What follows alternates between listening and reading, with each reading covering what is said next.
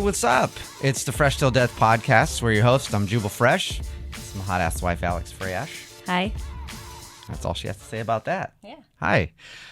In today's podcast, we got to sit down with Cheech And Chonger. and the Chonger. Well, we'll explain in a second. It was, would you call it a shit show? Yeah. Of a day. But yeah, it was awesome. We got to actually sit down with Cheech and Chong on 420. That was amazing. I was super excited. Yeah. So before we get into all that, though, make sure you check this podcast out every single Monday, the Fresh Till Death podcast. Rate and review it. Rate and review it. Exactly. And the Jubal Show drops every single Wednesday. Also, daily podcasts and the podcast on my Patreon. We were hoping to do the podcast with Cheech and Chong. It didn't happen, though. It's okay. We still got to meet them and interview them. Yeah. But I was trying to smoke with them. Yeah. We're going to, before we get to the interview, we're going to talk about how the whole day went meeting Cheech and Chong, because obviously they're legendary. And we got this opportunity to interview them. I wasn't even sure. I mean, I don't know why I didn't think so, but I wasn't even sure if you were going to want to do it. I didn't even think Alex was really going to want to do it. Yeah. And then I was like, hey, so we can interview Cheech and Chong tomorrow on 420. And she lit up like a firecracker. I was freaking excited. She was so excited. And we thought we were going to be able to go down there and actually do the podcast and then also smoke with them and do the podcast. But unfortunately, I think they were the only ones stoned. Yeah. They were high, for sure. sure. And when you hear the interview, at the end of it, you can tell exactly how high Chong was. But we got down there and they were doing like this meet and greet at a new... like a weed dispensary. Yeah, a new weed dispensary that opened up. So it was from 2 to 4. We can come anytime, they said, and then do our podcast with Cheech and Chong. So got there early. Yeah. Set up. Yeah, we got there at like 1:30 to set up, and there was already so many people there, and a lot of like, the cool thing is all kinds of people, from old like hippie people who liked them back in the day to young people who enjoy them now. It just shows that, I mean, every generation knows about Cheech and Chong, even like younger than me. Yeah. Everybody's heard about them, so yeah, they are definitely legendary. They really are. Like, we were talking about on the way down there to do the interview, we're like, everybody knows who they are. Old people, middle-aged people, young people, probably even younger, like kids, like babies, probably already know who they are. So that's kind of cool to be an artist and be able to see that your work is known by so many people when you're still alive, and they are old. Yeah, 80 and 73. Chong Yeah. is 80 and Cheech is 73. And But still alive and kicking. Oh yeah, alive and kick. Well, barely alive. I mean, they seem to be doing pretty good. I mean, Chong is borderline, but Yeah, they seem to be doing great. But yeah, Chong, something happened with him before even the interview started. We were standing there, and they kept telling us, all right, you can go, we'll stop the meet and greet, and then you guys can do the podcast for 30 minutes. And they were even going to put it over the loudspeaker so the people that were standing in line can hear it. That never happened. And then it was like, all right, 10 more minutes. All right, half an hour. Anyway, it was like we were waiting there forever. And Cheech, by the way, was getting, if he can get a boner, he was getting a boner over Alex. He was, right? When you were standing there? I wasn't looking at his penis, but... Well, I mean, I know. Yeah. Yeah. Because she was standing there. We're standing off to the side about to end. Well, this was still early on. And he didn't know who was interviewing. He didn't know that it was me and him. Yeah, they didn't really know what was going on, but she was just standing to the side. And at one point, he was just staring at her. And I was just like... I was staring back, and then I waved at him, and he waved back at me and gave me a smirk. I'm like, oh my God. Cheech wants to fuck. So we're almost to the interview. It's a like crazy scene. There's people all over the place, like security everywhere. And then all of a sudden, Chong gets up to go to the bathroom. And then he comes back, and Alex and I are standing by their table where they're doing this whole meet and greet thing, and we hear him lean over to Cheech. And what did he say? He was like, "We gotta go." And then Cheech was getting up and getting his things, and like everybody was like about to head out, and like we hadn't done the interview yet, and we're like, "What? Yeah, no, of course, right before we were gonna do the interview, like literally right before they have to leave or something." So because they were doing a show that night too. At the Emerald Queen Casino, right? And Chong was like, "We're just gonna have to see you guys after the show tonight." And then he takes off. I mean, he's 80, so he slowly walks off. Yeah. But everybody's freaking out, and then they go away for a while, and Alex and I are like, "Great, interview's not gonna happen." Yeah. I'm like, let's pack up and yeah. go. We're done. They're not gonna let us interview him. Something's wrong, and they were saying like there's a health medical emergency or something. Yeah. A part of me was like, "Whoa, are we gonna be here the day that Chong dies?" I was like, whoa. Yeah. Did Chong just have a hemorrhoid burst? I don't know. That's what I thought. Yeah. That's what she He went to the bathroom. Anyway. Yeah, he went to the bathroom and came back. And then, like, I was standing there, I was like, whoa, how crazy would that be if he dies on 420? I didn't think about that at all. You didn't? No. Oh, I did. That's what I was thinking. I was like... So he came back after he left. And he was like... And then he just sat down and started doing it again. Yeah, and nothing was said. Nothing was said about it at all. He was in a great mood. He was actually... Yeah, he was in an awesome mood. So when you hear the interview, it was difficult to interview them because, like we said, everything was kind of a mess. It wasn't really organized, and there was so many people there for their meet and greet that we just decided, whatever, do the meet and greet, sign stuff while doing the podcast, right? Because they only had like 20 more minutes at that point. Yeah. And so they're signing stuff and trying to talk to us. Also, Alex is on the side. She's sitting next to Cheech, and he is not a very big talker, apparently. I think he might have been a little nervous. Next to you, he's like, He told me that I had beautiful eyes. He did. I think he was just more happy that you were sitting next to him. So that's why he didn't say why, Yeah. And I was like, I'll sit in the middle. And Chong was like, why are you so far down there? Yeah. Yeah, you'll hear it in the interview. Chong was like, hey, why are you over there? And I was like, I'll sit in the middle of you guys. And then Cheech was like, no, she's sitting by me. I have almost a boner. In my head, I have a boner because I can't get an actual boner anymore. Yeah. But, so I took that as a compliment, though. Yeah, for sure. From Cheech. But he wasn't very talkative. Alex we were able to talk to Chong a lot, but Chong would not. He wants to talk. Yeah, he wouldn't stop talking, and Cheech, I couldn't get to answer a question more than one word. Yeah. So you'll hear the interview. It's mostly Chong, and Cheech was probably just high as a kite. Yeah, and I think Chong was too, because in the interview, make it to the end, and you'll hear Chong just get lost. He's talking about something, and he just gets lost, and then we have to end the interview because he's clearly too high, and so they wrap it up, and then but it was a cool experience though, to be able to sit down with those two guys. Yeah, it was awesome. Yeah, and you were wondering if Cheech still smoked, and it said he did, but I still asked him. I was like, "Do you still smoke?" He's like, "Yeah." Do you? I'm like, "Yeah." And then we tried to smoke with him after. Yeah, we did, but it wasn't happening. No. They probably wanted to go because it was 4:10 at that point, and their hotel was really close. They probably went over and smoked. Yeah, with their crew or something. I don't know. 420. Yeah, and so we were trying to smoke with them on 420, but we weren't able to do it. Sorry. I was sad about it. Yeah, but coming up after the interview, the podcast, and that's where we will smoke. And Alex apparently has a plan. I do. Okay. Yeah. Do you want me to say? Sure. Well, do you remember back when we did the test of the touching of the food and you had to try to guess? Yeah. Well, lots of requests have come in to do it again or something similar. Okay. So we're doing it again. Okay. There's other rules this time, so it's going to be fun. Okay. So go to patreon.com/JubalFresh. Yep. Patreon.com/JubalFresh. And see the podcast coming right up. Mm-hmm. Yep. Do it after the interview. And then, because last time it was Alex put mystery food in a bowl and blindfolded me, and I had to guess what it was by touching it.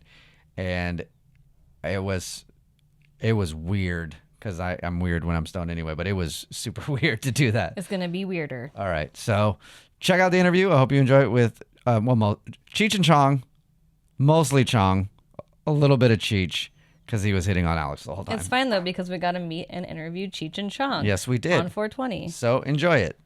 What are those odds? What are the odds of interviewing Cheech and Chong on 420?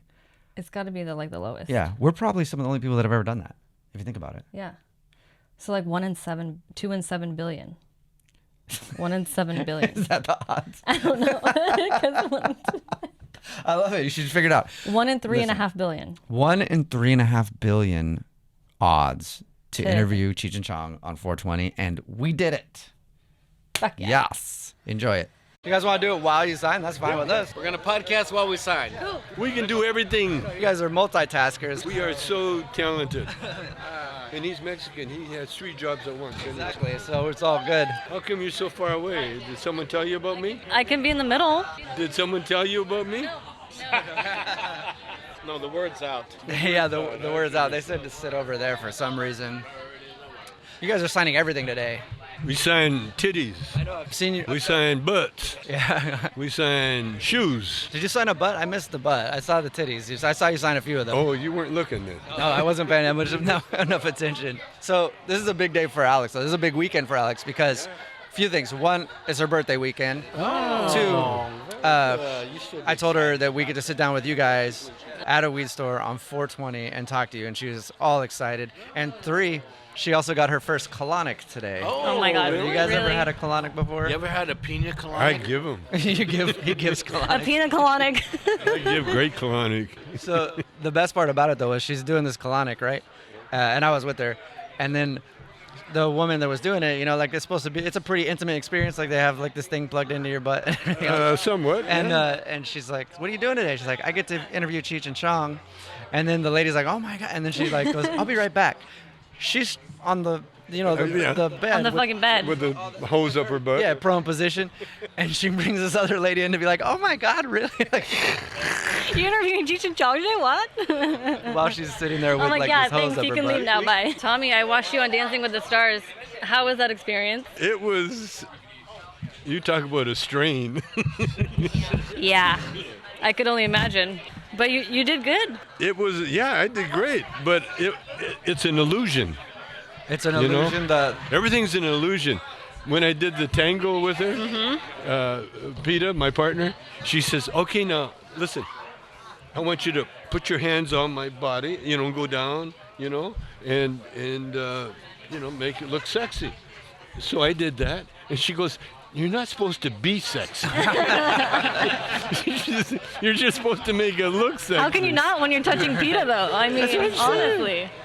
That was my hardest part. that would be hard to be like, "Hey, I want you to rub on my body, but like, and you got to make it sexy, but don't actually be sexy." Don't act about like you it." like it. No, what it is be sexy, but don't let it affect you. That's why a lot of those male dancers are gay, so they're fine. Yeah, they're fine because it doesn't do anything for them. They can rub on it and it's good. But it was a fun experience. What was the hardest part about doing Dancing with the Stars? Just learning. I mean, that I have no rhythm. It would be terrible for me. It was 7 days a week. And learning to count to 8 was the hard part. And then not counting. No, it was a lot harder than anybody could imagine. Really, it's hard to interview guys like you, and I say that because you have done so much, and your body work is so widely known, and you don't want to be that guy that sits there and is like, "I loved you in this. I loved," I'm sure you guys get that all the time in interviews. People just like, and at a certain point, it's like, you want to ask something different, but it's just hard because you guys have done so much and how iconic you are. And even today at this meet and greet, you look at people. My wife's getting a colonic, and everybody there from all age ranges is like, love "Holy that. shit, That was holy shit!" Like literally all over the place, "Holy shit!" You're interviewing Cheech and Chong, and as a performer though, it's gotta feel good to know that your work and to see it while you guys are still here is so multi-generational, and your work is gonna live on for who knows how long that way, and that's gotta feel amazing. Well, that's why people say to me, "Don't you get tired of this?" And the answer is, you can always sleep when you're dead, But as long as people want you, it's a thrill. Because a lot of people that we started out with, they're not even relevant anymore, And they're kind of retired, and we're still bigger than ever now. Well, what happened is that we based our whole career on weed. And then all of a sudden, it's legal. And so now we own Right. we own the genre. That was another thing was how, when you first started, when did you guys first start? We started in Vancouver in 1969.